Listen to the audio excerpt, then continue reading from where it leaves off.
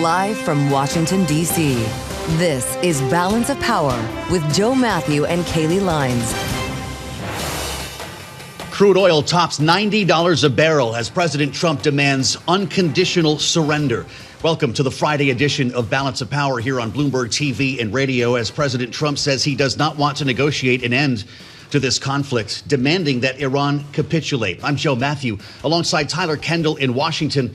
And Tyler, we're only 6 days into this conflict. Only 6 days in, and no clarity on just how long this will go, as President Trump's comments seem to reinforce the idea that he needs to see a leadership change when it comes to Iran. And there are questions about what that is going to look like, as he says he wants to be personally involved in that decision. Absolutely. We're going to get the latest on this from Bloomberg Washington correspondent Jeff Mason, and a conversation ahead we've been looking forward to.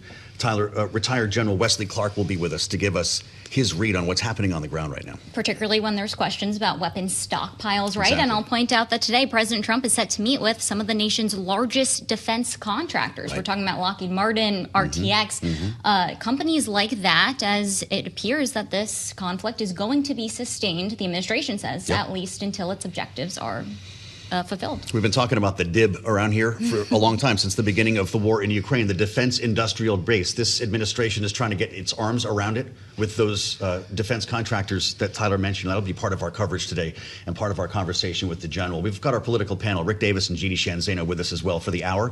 So let's get started. So thanks for spending part of your Friday with us. Thanks for meeting us at the threshold of the weekend. Happy 100 years to Alan Greenspan, who famously said increased jobs are the consequence of increased trade.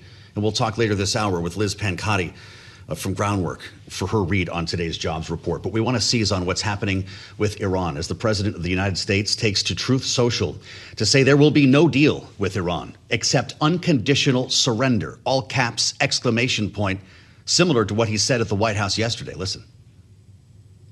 I'm once again calling on all members of the Iranian Revolutionary Guard, the military and the police, to lay down their arms. They're only going to be killed. Their communications are gone. Missiles are gone. I said, what's left? But they're tough, and they want to fight. And they're calling. They're saying, how do we make a deal? I said, you're being a little bit late. We want to fight now more than they do. Sounds like they're more than a little bit late. Jeff Mason joins us, Bloomberg White House correspondent, who we're lucky to have in studio with us today in Washington. Jeff, why are we walking away from diplomacy? Is it too late? Well, I think one thing that's important to fact check here is I don't think that there are actually any calls going. There's no evidence of any calls. Is that true? He's said that multiple times recently. He has, but he hasn't. I mean, who is he talking to? I'd love to know. And Jared Kushner and Steve Witkoff walked away from talks right before this war started in Vienna. So, I mean, at least it's a question, whether that's hyperbole or whether that's factual, that Iran is calling. I don't know who those calls would be with.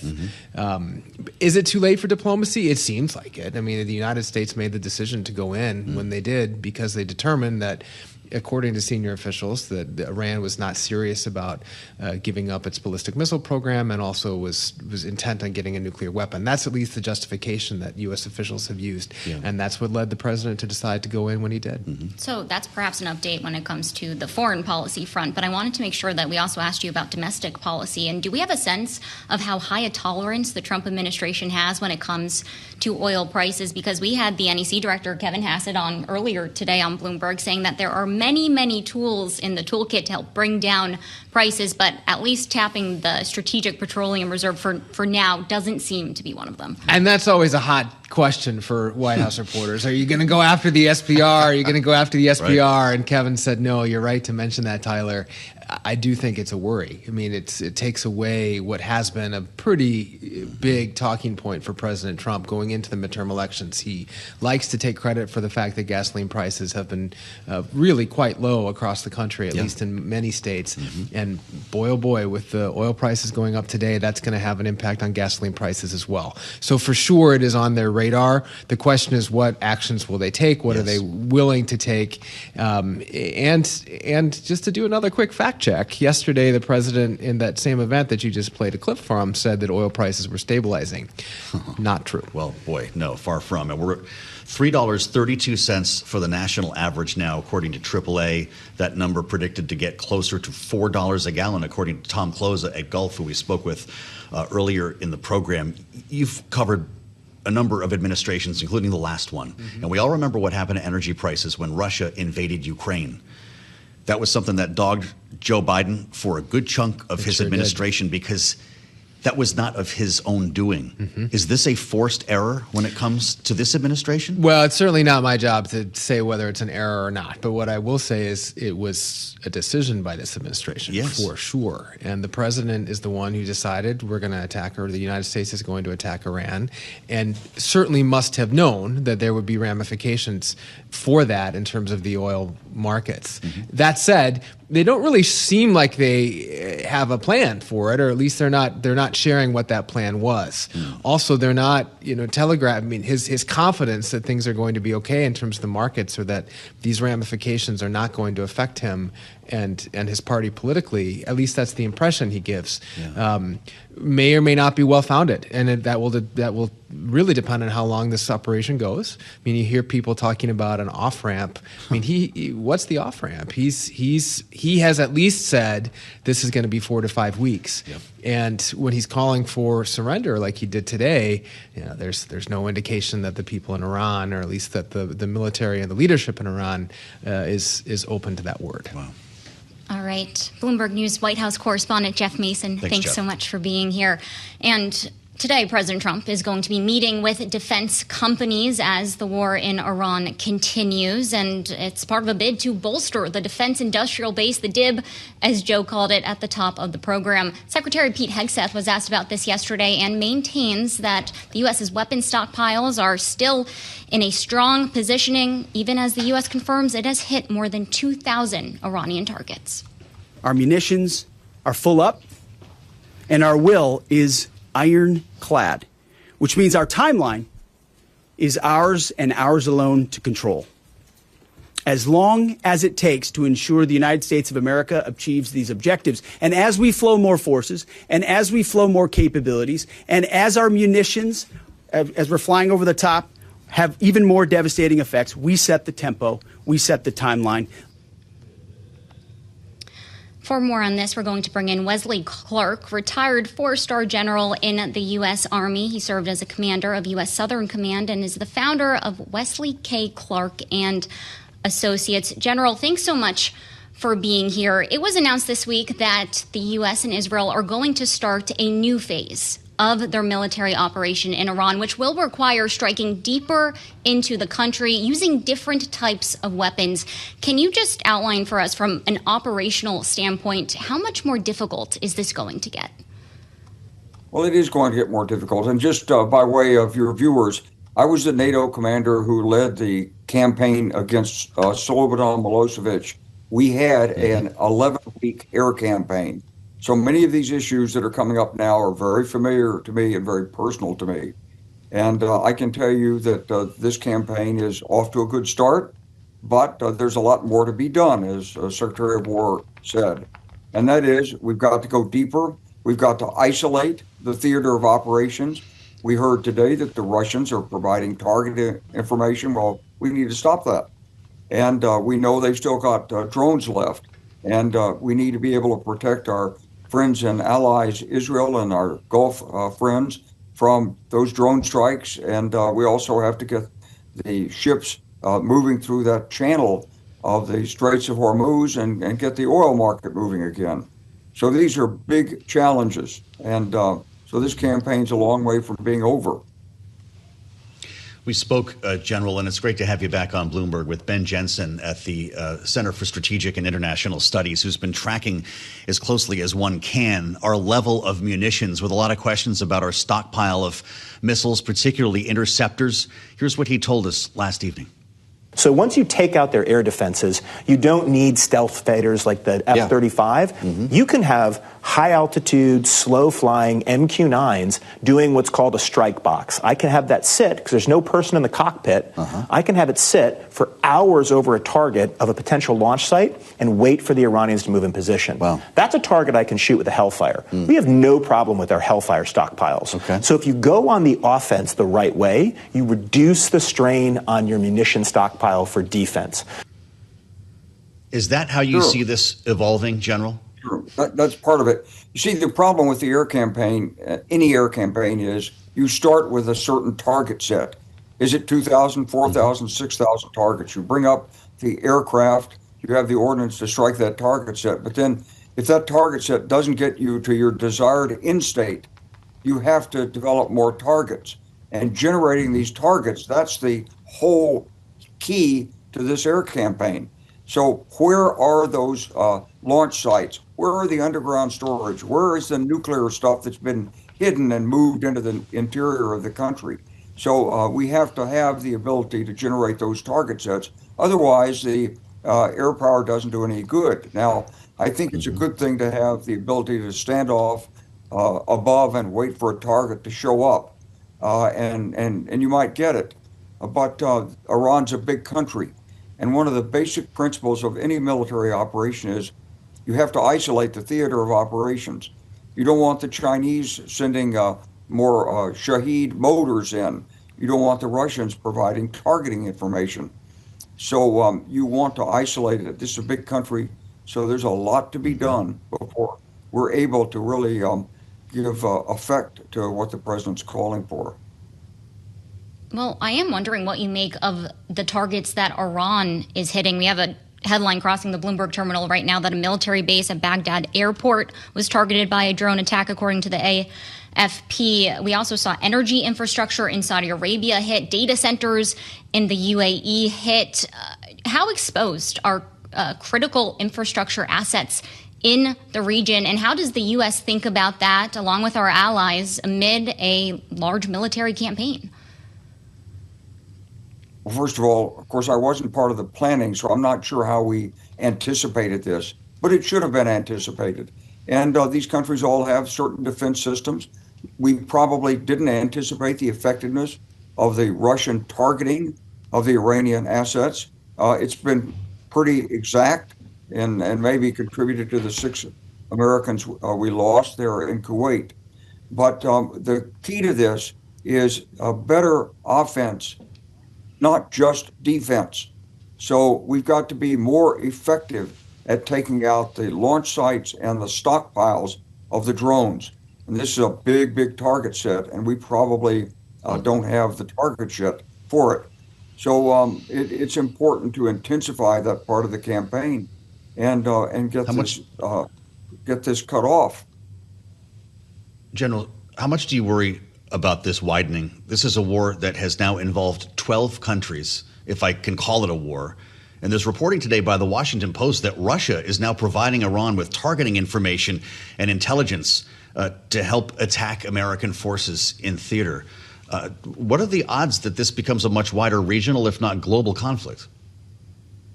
It depends on how quickly it can be concluded. And this is why it's important that some channel be kept open while the pressure is put on the Iranians to, at some point, hear them when they cry uncle and get it stopped. That's what we would want to see. And of course, they would have to meet our objectives. But the longer it goes on, sure, the more opportunity there is that it will widen and escalate. But I think it's really about the tempo of taking out the Iranian capacities for drones and ballistic missiles. The more rapidly you can do it, the more effectively you can contain the escalation. It's in Iran's interest to escalate, to make a mess of the situation, to cause all kinds of pressures internationally and domestically on the United States to stop this. So we have to take out their abilities to escalate.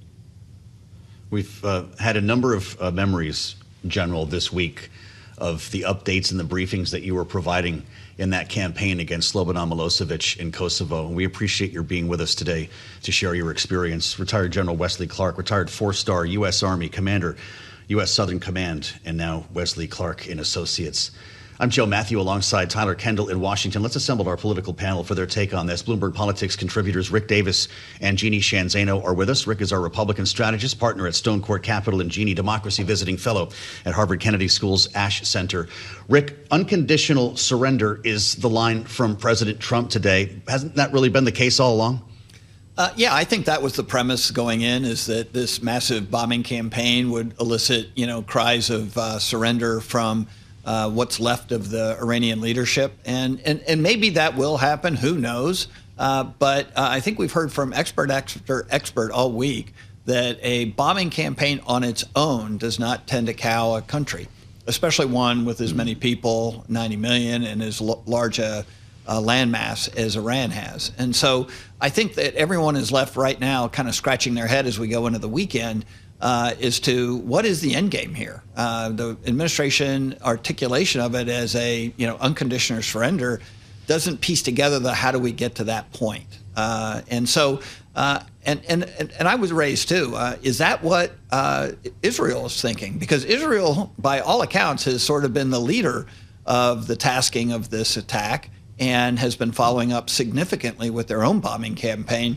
Are they ready to quit anytime soon? I haven't heard that from any Israeli leader.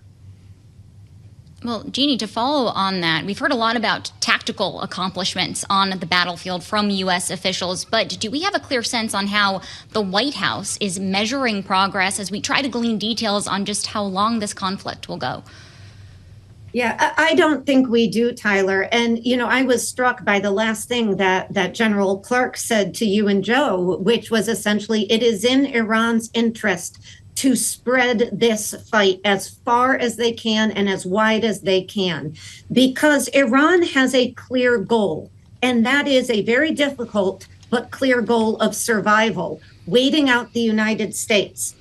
We, on the other hand, and this gets to your point about the White House, we don't have a clear goal. We have enormous military prowess. We have enormous power. We can bomb. But if, as the president says, he is waiting for unconditional surrender, and he would like to help choose the supreme leader of Iran in the way he did with Venezuela, that should be concerning to everybody, because Iran is not by any stretch of the means Venezuela. The differences are so important. And the fact that the president would articulate that and now say the goal is unconditional surrender, that's fine. But how do you get there? How do you get to regime change? And how do you ensure this new regime is tougher? It is less tough and more friendly to the U.S. than the old one. We have no articulation of that.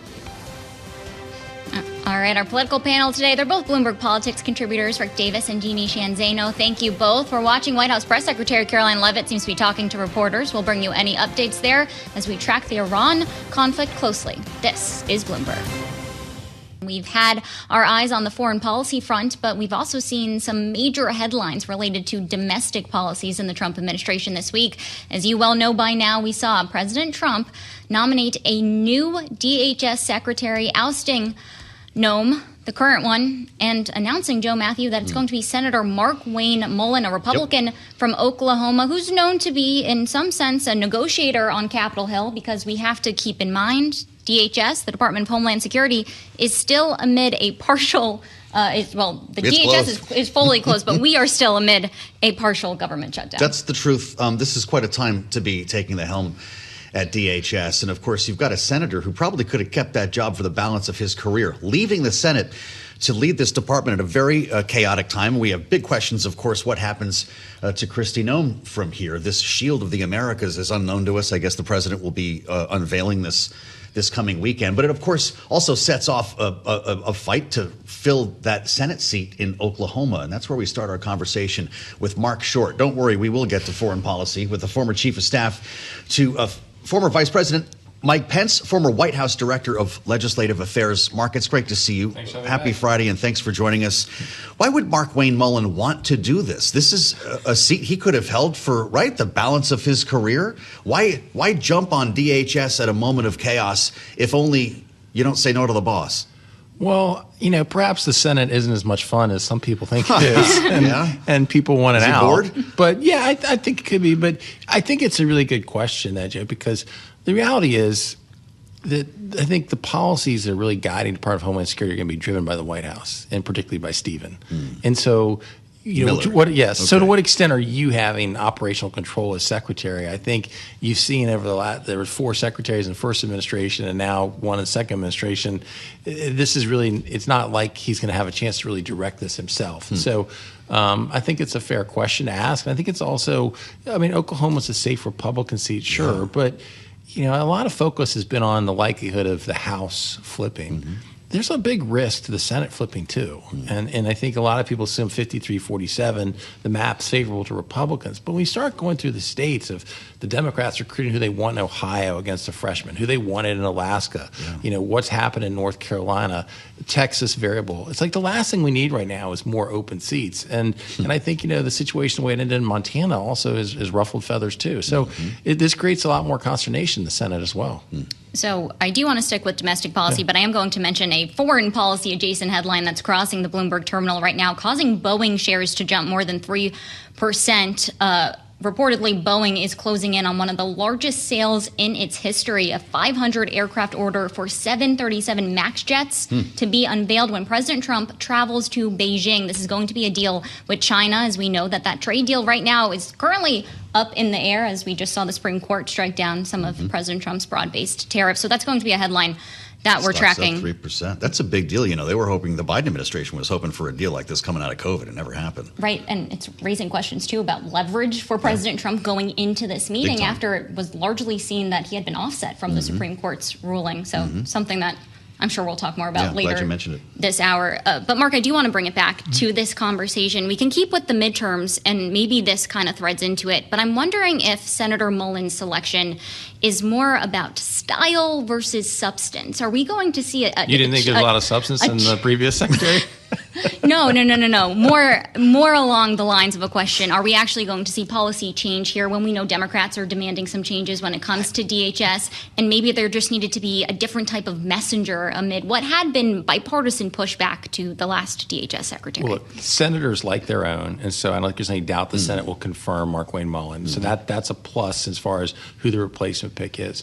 But again, I think that the policy is not going to change. The policy is still being driven by the White House and by Stephen Miller on Homeland Security issues. And so, yes, you might have a different face for them, but you're not really going to have a change in the policies. But I really think this is, at this time when we're at war with Iran, it's a real opportunity for Republicans to be pushing the fact that Democrats are refusing to fund Homeland Security when you know there's sleeper cells in this country. And instead, there's so much chaos that you're actually not allowed to get on offense and prosecute the case against Democrats for not funding it. Instead, you're sitting here having news interviews every day about the chaos with the outgoing secretary and what are the chances for the new secretary. And so Republicans are really missing an opportunity here politically to be scoring points about Democrats keeping DHS shut down. Speak to us about the significance of this change. You saw a lot of cabinet secretaries come and go in the first term. The president has been very careful to not give anyone the opportunity to use the word fired. And I think a number of folks reached for that line of first to be fired. Well, then there was Michael Waltz. Well, he didn't get fired either. Do we just reassign people now? You send them to another parish in this second term? Well, I think that there's probably been too much sensitivity to that, and yes, I think I'm not offering a vote of confidence when you're having constant turnover. But frankly, I think Americans sent Donald Trump in part because of the role he played on Apprentice. They wanted somebody to go to Washington, D.C. and fire them all and basically take a wrecking ball to Washington, D.C. And so how much that really hurt him, I don't know. And I've questioned a lot of his picks in the second administration, and I think probably would have benefited from replacing some of them sooner. Wow. We did promise that we would ask you about foreign policy, and you already brought it up in some ways, too. There's reporting that congressional Republicans are bracing for this White House to ask them for a supplemental funding request for the Pentagon to help bolster our own defenses as the Iran campaign continues. I'm wondering if you have any sense of how much money we're potentially talking about here and what the appetite right now is on Capitol Hill, the pressure to make sure that we are adequately funding as the military operation continues. I would imagine you see a pretty large ask, and I think the reality is that in a time of war, that those are generally approved by Congress, and it's perceived if you're voting against our troops, if you're opposed to it. And the reality is that, I think that truly this is a transformational opportunity for President Trump. I applaud his decisions. I think after 47 years of all the attacks, whether it's our embassy or whether the attacks in Beirut or funding Hamas and Hezbollah, the fact that Iran for 47 years has been prosecuting a war against the West and demanding death to America and death to Israel, it's about time that we actually had this action. So I applaud him for it.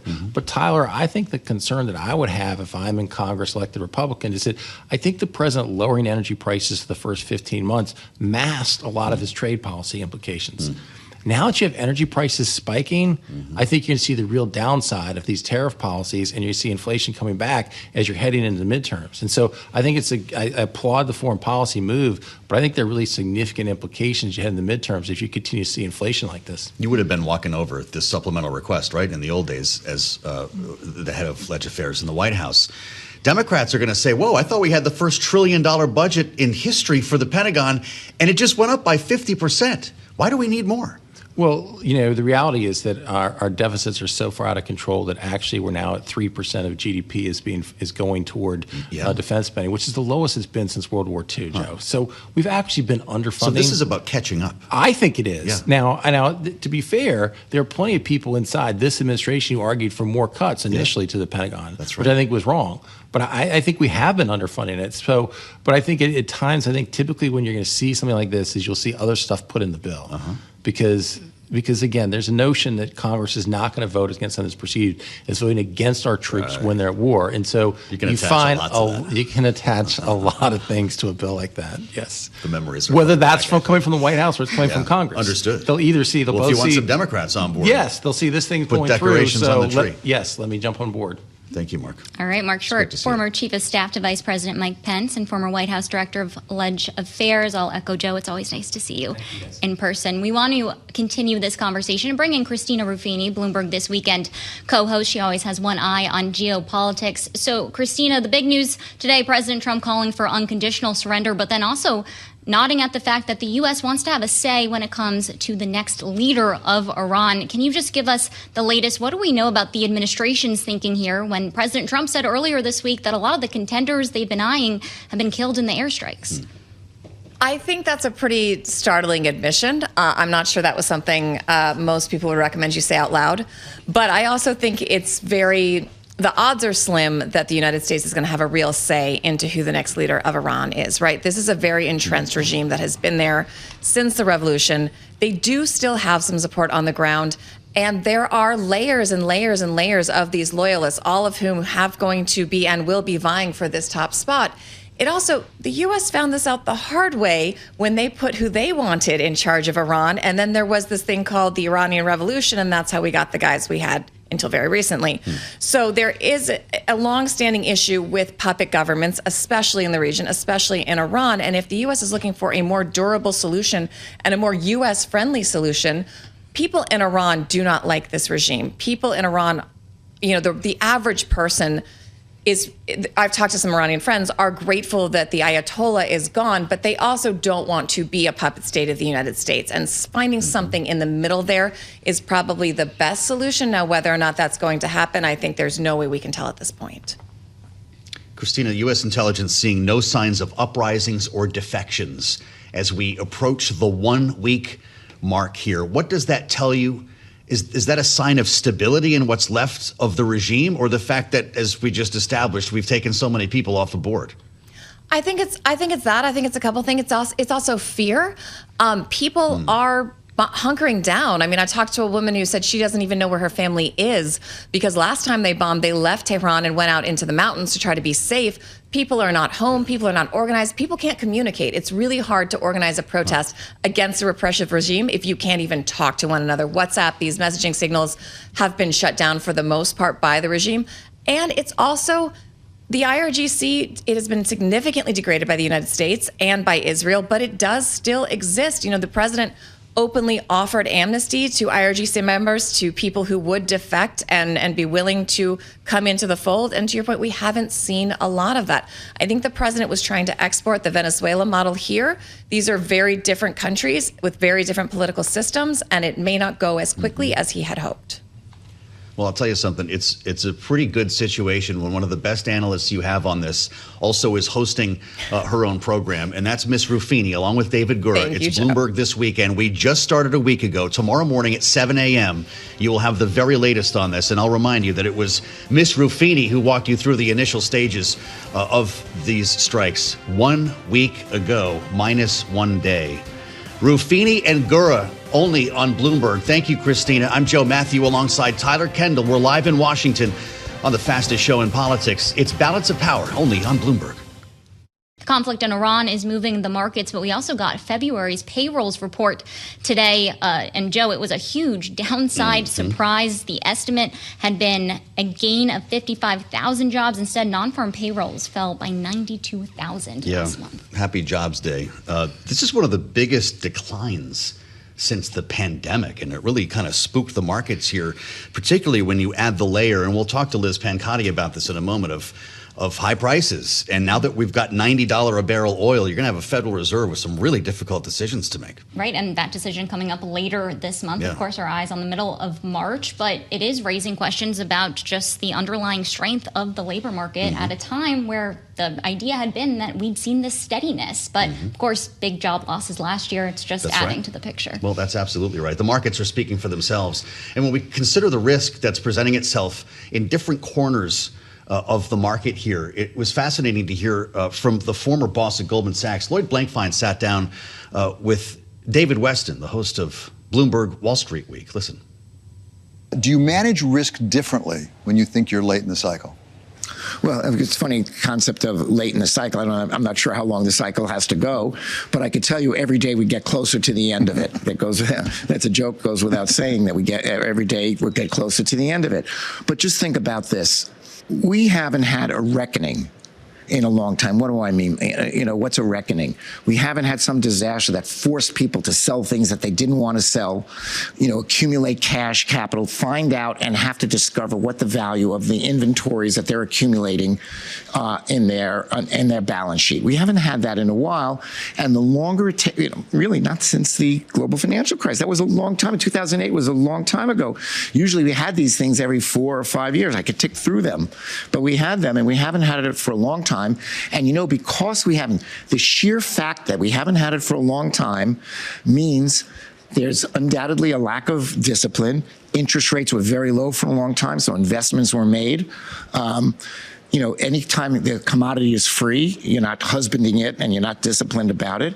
And you know that there must be things out there that nobody's been forced to sell, nobody's been forced to price discover, and at some point, and the longer the reckoning takes, the worse it's going to be. Again, my base case is wind at our back, but eventually it will come to an end, and people will have to take stock of what the assets that they've been accumulating and had their notion of what the value was. Those things are going to have to pour into the market, probably at the least convenient time. One of the things you observed over the course of your career, and you talk about in the book, is the rise and at least retrenchment of globalization. You talk about the fact Thomas Friedman wrote the World is Flat book, which looks a little antiquated right now. You thought that didn't age well.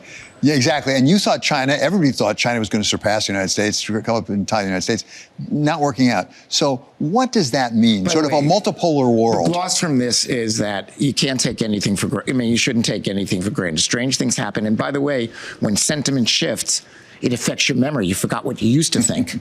But when I was starting out, I went to Wall Street in the kind of mid-'80s, early to mid-'80s, and the idea of going to China or Russia, this middle of the Cold War, was crazy. Then, of course, it opened up, and the idea that we'd ever be hostile to them, that they wouldn't be joining, the Western-oriented capitalistic market, over time, that was crazy. Now it's not crazy. I've seen these things shift, and with each shift, you kind of forget what you used to think. Because, again, when sentiment shifts, it sort of erases and reprograms your memory. You think you always thought this. It could yet change. It will yet change again. But it's very hard. People invested so much in their connections in Russia and in China, and something. That turns out not to have been a very profitable enterprise. But I believe that will come back again.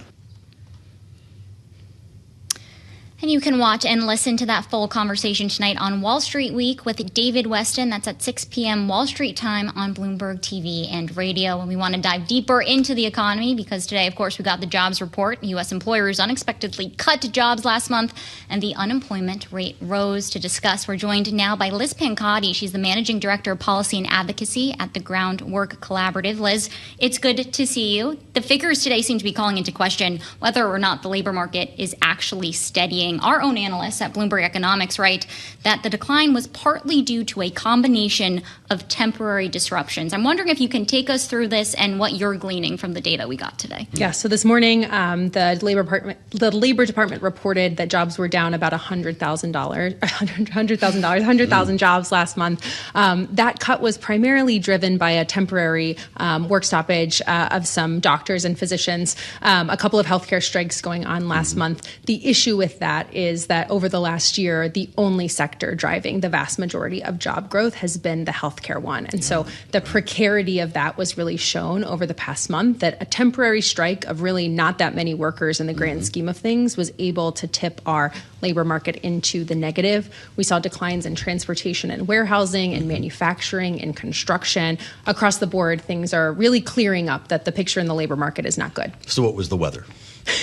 We're actually hearing that was part of the blame, was the weather, and yes. I'm obviously being sort of cute here. So take the weather, and we had Snowcrete, and everybody was locked in their house for a couple of weeks. Remove the storm, remove the strikes. What would this number have looked like? I think what we have seen is really a stagnating labor market. Yeah. But I will note that the Labor Department revised down the December number considerably, such that went into the negative. The January revision wasn't as extreme, but I think if you look at the kind of 3-month, 6-month picture, that's a little less noisy. We are seeing at best stagnation, and at worst a tip into the red that is here to stay. Wow. So we did hear from the administration on these numbers earlier today. The NEC director, Kevin Hassett, joined Bloomberg Television and Radio with Jonathan Farrow earlier, and he said at this point the administration isn't concerned by the data. Let's take a listen and get your reaction on the other side. On net, it's almost like a wash number. There's a new procedure birth-death model at the BLS, which we believe is going to make the number more volatile. And so I think more and more we're going to have to average through the months. And remember, we had a really surprisingly positive number last month. And I think if you average the two, then it's about at the rate of job growth that's consistent with 3 or 4% GDP growth. So is this more a math problem when you're hearing the NEC director there talking about maybe some of the broader context that we should be taking into account? In my opinion, no. If you take the last 3 months of job growth and you average them, you get about 0. And so I'm not sure that's what you're looking for in a roaring economy, is job growth of 0. We also saw pretty concerning ticks down based on some population adjustments to labor force participation rate and to the employment population ratio that I'm keeping an eye on over the next few months to see if those are sustained. But, reports from this morning are that we wiped out about 4 years of gains in both of those, which from a, broader picture perspective is really not great. Wage growth is slowing. And as we know, looking at prices, we saw a big beat on PCE the week before last. And as the Fed heads into meetings here in the next couple of weeks, they are looking at rising prices, oil above 90 this morning, commodity pressures given the war on Iran, plus a real big bust this morning on jobs. It's not a great picture. Well, that's what I wanted to add. So what the heck do you do if you're the Fed here? You look over the course of a year, 0 job growth. And what else is new today is $90 a barrel oil. Yeah, it's not just oil. I mean, the number of commodities that come through the Strait of Hormuz, you've got fertilizer, which has already been affected over the last year by President Trump's tariffs. You've got rare earth minerals affecting clean energy and other imports. I just think the commodity picture is really likely to show more of what we saw in PCE. How about $4 a gallon gas? We talked to Tom Closer earlier from Gulf. He made that prediction. I mean, that could be on our doorstep any minute, right? I think what we saw out of CENTCOM yesterday is that they're expecting this war will not end until September at the earliest. Jet fuel is up massively. I mean, summer airfare is going to be a problem, and so will prices at the pump. Yeah. Well, to that point, we're not at $4 yet, but AAA this morning saying the national average is at about $3.32 a gallon. How does this impact the broader consumer spending picture when you have Americans paying more for their everyday essentials, or does a lot of that have to depend on the timeline, just how long they will be willing to pay for those things that they need to get along in their lives? We have seen over the past year, we're about a year out from Liberation Day, and those tariffs that have ticked on and ticked off, obviously with the Supreme Court IEEPA ruling the week before last, and then President Trump imposing Section 122 tariffs at 10 and now at 15%, according to Treasury Secretary Bessent. That pass-through takes about 6 to 9 months, just given what's on the shelves and when it hits. These other supply shocks, driven by, the war in Iran and these commodity prices, those will show up considerably faster. And now consumers are going to be really taking it from both sides. And they were already struggling to stay above board with what we were seeing with the tariff picture. So I'm really worried about pressures, especially on those lower and middle income consumers. Are you, Liz, at Groundwork, are you factoring in, or is it even possible to quantify the impact of AI? Is there a chance that we look back at this last year and say, oh, wow, it's very obvious what happened? AI changed the job market permanently and brought efficiencies that we never could have forecast. I think we're seeing some evidence of some productivity gains in some concentrated sectors, but across the board, we are not seeing that bear out. I've seen the estimates from Goldman and from Brookings and from others. I think what we are looking at at Groundwork is, are we seeing job quality declines? We are really not seeing differences in hours or in pay show up in the job market yet. We are seeing in some of those earlier career workers less hiring in those industries that drive young adult labor market outcomes. But so far, we're not seeing a ton in AI productivity gains. What I will say is that a lot of companies are using AI-enabled pricing techniques, which are actually allowing them to grow margins and grow productivity in by way of increasing prices, and that, of course, will trickle down to consumers in unfortunate ways. So I'm not sure we've seen an entire redo of our economy yet, to be determined, I think. But from my perspective, we are not seeing evidence of that, and that is not driving what we're seeing in the picture of economic growth or the labor market. In the final minute we have you, I wanted to go back to tariffs since you did mention it. And we hear the administration talk a lot about how tariff revenue is an offset to those tax cuts in the One Big Beautiful Bill. And we didn't get to it today on the program, but there is this murmuring that we could see a reconciliation package 2.0. I'm wondering what you're gaming out here when it comes to the fiscal health and the balance sheet of the country, if we've seen the Supreme Court strike down those broad-based tariffs, but the administration is still using other authorities. Yeah, that Section 122 authority can be in place for about 6 months, and so we'll see that play out here over the next 6 months. There are obviously other authorities. The administration has announced a number of Section 301 investigations, which just take time to play out, and you could see Congress kind of reassert their role in trade and tariff policy. I haven't seen appetite for that on Capitol Hill in my conversations on either side of the aisle. So I wouldn't hold our breath for that reconciliation package. But from the administrative authorities that the president has, he seems to have he's not holding back on using those. So I think it'll be mostly driven by those actions. We only have about 30 seconds, Liz. Could we be in the second half of the year talking about the benefits of massive tax returns that the president has been predicting? Not in my opinion, but I think really, I'm not sure if folks will have their tax returns by the end of the year, given the cuts to the IRS. I mean, they are really slowing down customer service and processing returns over there. It's great to have you back. Liz Pancotti, it's been too long. Groundwork Collaborative. Many thanks for your insights, as always, Liz, and being part of our conversation. I'm Joe Mathieu in Washington alongside Tyler Kendall. I'll meet you back here, Tyler, 5 p.m. for the late edition of Balance of Power. If you'll meet me. Oh, I'll be there. Make sure to tune in. Bloomberg Television Radio. Make Stick sure with she's us. there. Bloomberg Business Week Daily, that's up next. This is Bloomberg.